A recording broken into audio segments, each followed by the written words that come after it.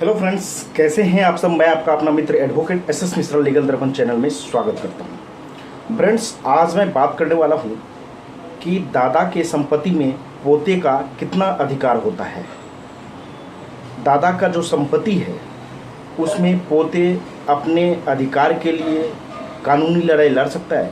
क्या कानून में कोई ऐसा प्रोविज़न है जो पोते को दादा की संपत्ति में हक दिलाता है?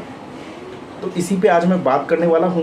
तो इसे जानने के लिए वीडियो को लास्ट तक देखिए और वीडियो देखने के बाद अच्छा लगे तो चैनल को ज़्यादा से ज़्यादा सब्सक्राइब, लाइक और शेयर कीजिएगा। तो आइए फ्रेंड्स, जानते हैं।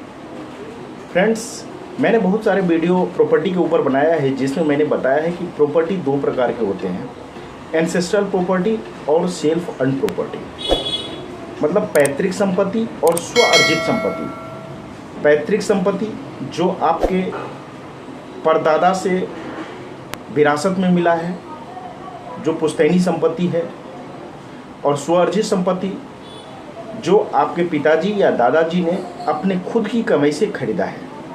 दोनों ही कंडीशन में अलग अलग कानूनी प्रोविज़न है। पहले मैं बात करता हूं पैतृक संपत्ति का।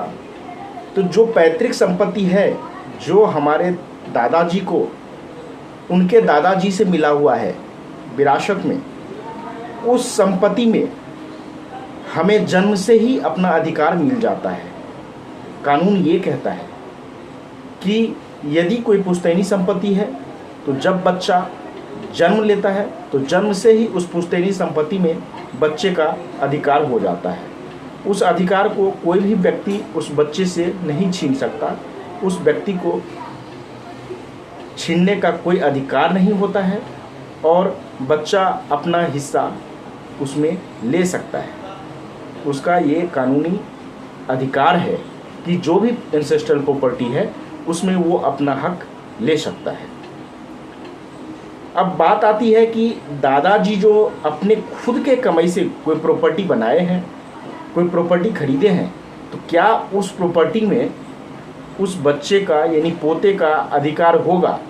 तो देखिए, दादाजी यदि कोई संपत्ति अपने खुद की कमाई से अर्जित किया है, खुद की कमाई से खरीदा है, तो उसमें पोते का कोई अधिकार नहीं होता है। वो दादाजी पे निर्भर करता है कि उनके दादाजी उस पोते को वो संपत्ति दें या किसी और व्यक्ति को दे दें।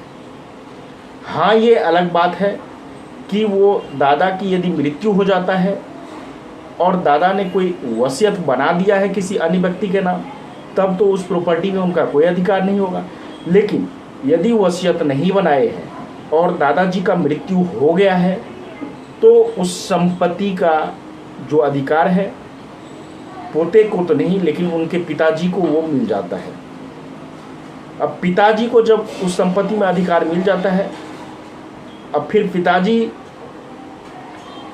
जब है तो पिताजी को अधिकार है। जब पिताजी की मृत्यु हो जाती है तो उनके माताजी को वो अधिकार चला जाता है और माताजी के बाद उन बच्चों का ही उस पर अधिकार होता है। तो कहने का मतलब ये है कि आपके फादर का कोई प्रॉपर्टी हो या आपके ग्रैंडफादर का कोई प्रॉपर्टी हो, यदि प्रॉपर्टी एंसेस्ट्रल है, पैतृक संपत्ति है, तो उसमें बच्चे जब जन्म लेता है तभी से उसमें अधिकार हो जाता है। यदि पैतृक संपत्ति नहीं है, स्व अर्जित संपत्ति है, खुद की कमाई से लिया गया संपत्ति है, तो उस संपत्ति में बच्चे का कोई अधिकार नहीं होता है, उसके पोते का कोई अधिकार नहीं होता है। जो व्यक्ति संपत्ति को खरीदा है अपने कमाई से, वह जिसको चाहे दे सकता है।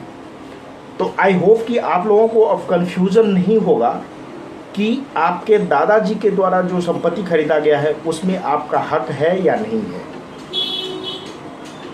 फिर भी कोई कन्फ्यूजन यदि अभी हो तो आप मुझे कमेंट करके पूछिए, मैं उसका जवाब देने का कोशिश करूंगा।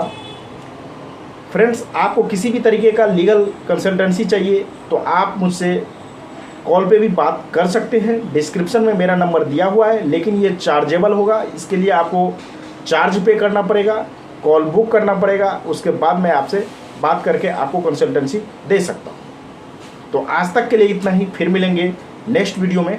तब तक के लिए